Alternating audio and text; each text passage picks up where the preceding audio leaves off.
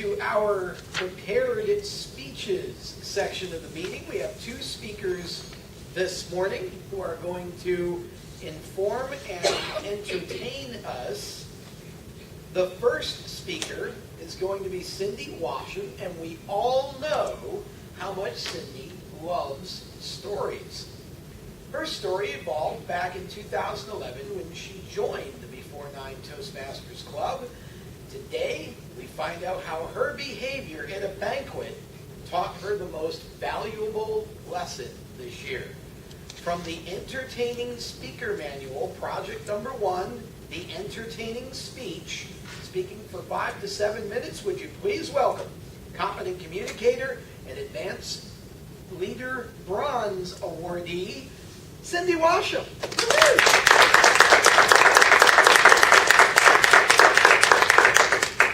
Do you hear what I hear? Do you hear what I hear? That was the question I asked myself that night. But I was confused by their answer. Mr. Toastmaster, fellow Toastmasters, and special guest. 2 weeks ago, my husband and I were table hosts at a local fundraiser. When we got there, we walked into a room of a sea of tables and chairs, ready to seat 500 people. When we got there, we walked to our table and greeted all of our guests, made them feel welcome, told them how great they looked, and then we sat down for a wonderful meal.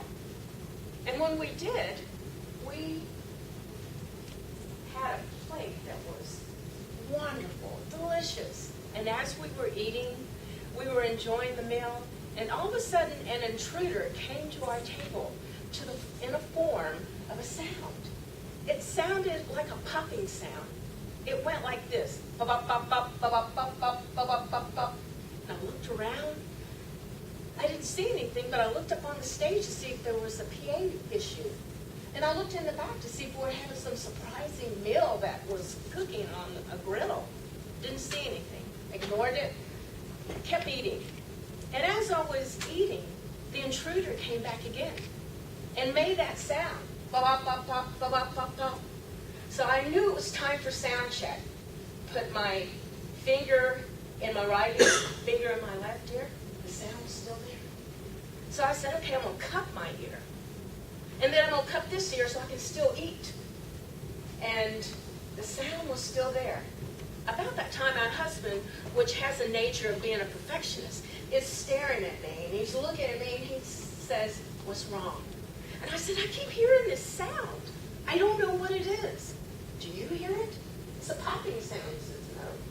So I started asking some of our guests at the table, do you hear a popping sound? How about you? Do you hear a popping sound? And they said, no. And they said, maybe it's something in the back. It'll probably go away.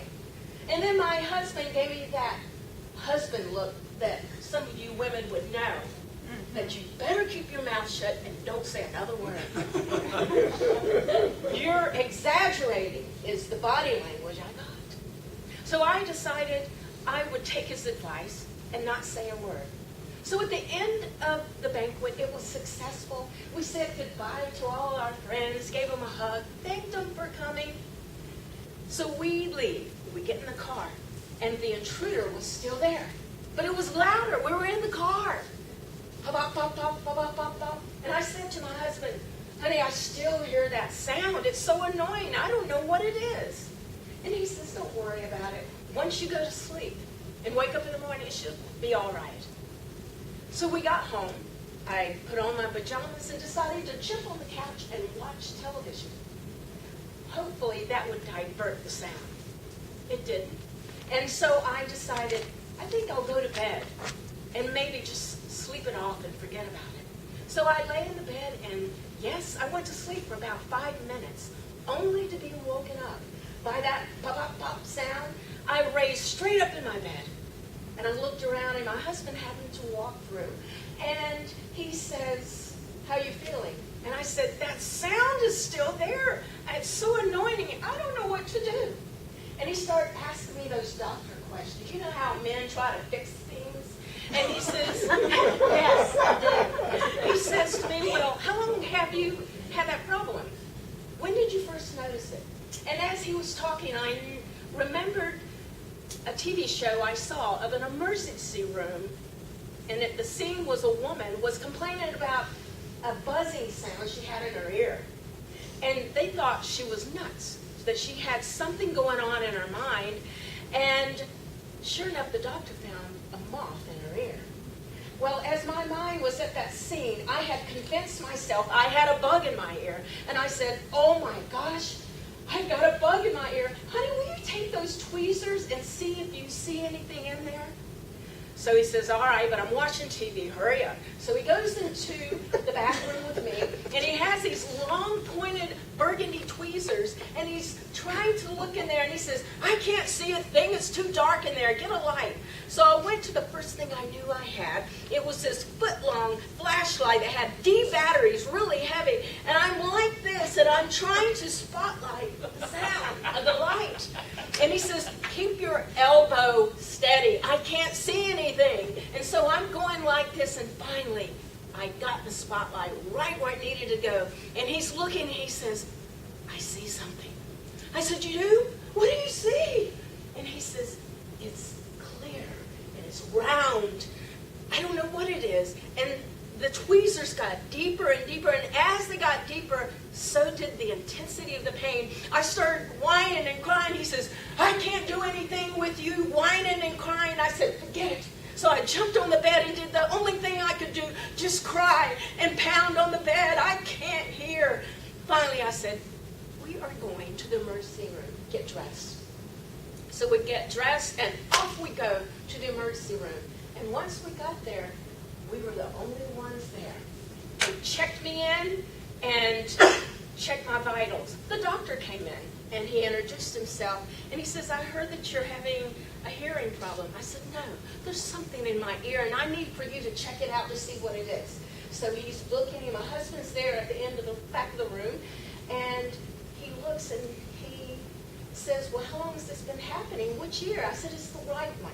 And then he says, okay. And my husband says, yeah, I had the tweezers, and I was looking in there, and there was something round, there was something clear. And he looked up at him with no expression. He said, that would be her eardrum. And my imagination could just see my husband as a perfectionist trying to get that round thing out of my ear. I had to dispel that thought for a moment. And he says, you got two things wrong. Number one, you have a cold. Number two, you have fluid behind the ear. And when there's fluid behind the ear, there's pressure. And that causes the popping sound. So I walked out of there and got in the car and sat straighter, knowing something was not wrong. There was no moth, but I learned three things that night. Number one is don't watch TV of emergency rooms, because what will happen, it will cause you to think crazy things during an emergency. Number two, do not give a pair of tweezers to a perfectionist. You never know what you'll come up with. And number three, next time you hear the song, do you hear what I hear? Think of me and how you can save $500 on your next emergency claim. Mr. Toastmaster.